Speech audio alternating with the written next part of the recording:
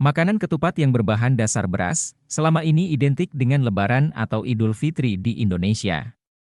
Makanan yang dibungkus dengan anyaman janur kuning ini biasa disajikan dengan berbagai menu, terutama dengan sayur berkuah santan dan opor ayam. Tidak hanya sebatas makanan khas, ketupat juga melahirkan sejumlah tradisi di antaranya Lebaran ketupat. Momen yang kerap disebut sebagai Lebaran kecil ini dilaksanakan sepekan setelah perayaan Idul Fitri.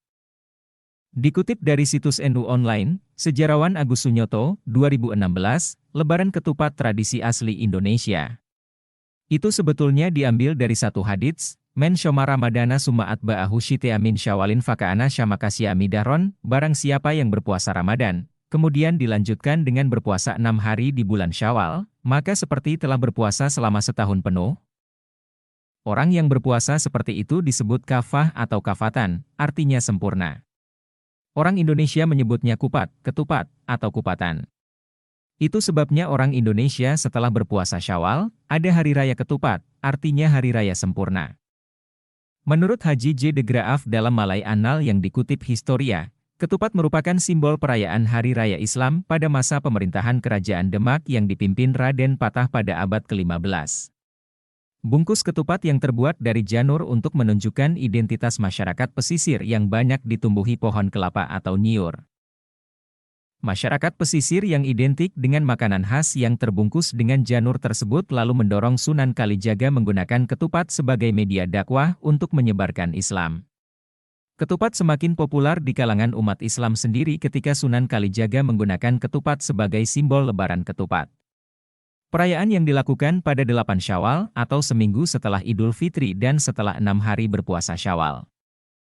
Dalam sejarah masyarakat Nusantara khususnya bagi masyarakat pesisir dan agraris, ketupat dijadikan makanan khas ketika para petani melakukan tradisi selametan yang ditujukan pada Dewi Kemakmuran bernama Dewi Sri.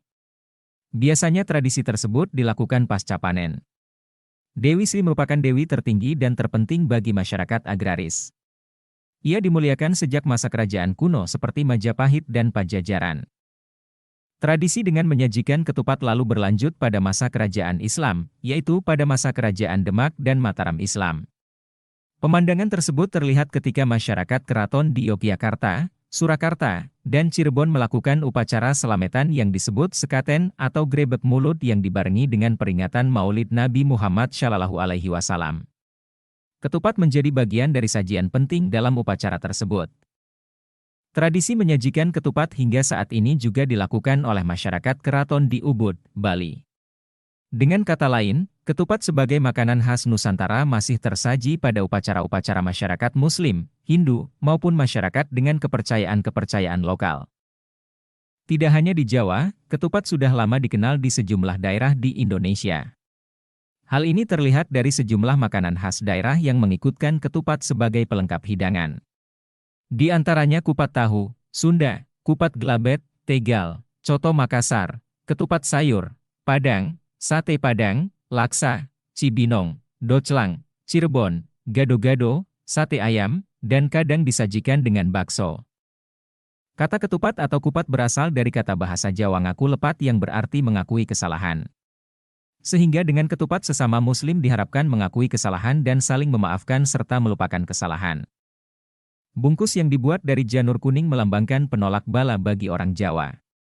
Sedangkan bentuk segi 4 mencerminkan prinsip kiblat papat 5 pancer yang bermakna bahwa kemanapun manusia menuju, pasti selalu kembali kepada Allah Subhanahu wa Ta'ala. Rumitnya anyaman bungkus ketupat mencerminkan berbagai macam kesalahan manusia. Sedangkan warna putih ketupat ketika dibelah dua mencerminkan kebersihan dan kesucian setelah mohon ampun dari kesalahan.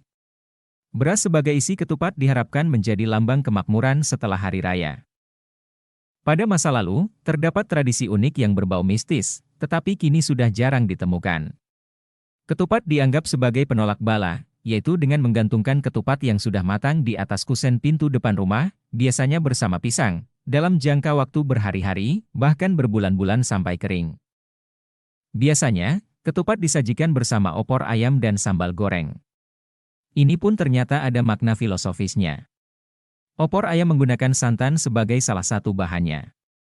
Santan, dalam bahasa Jawa disebut dengan santen yang mempunyai makna pangapunten alias memohon maaf.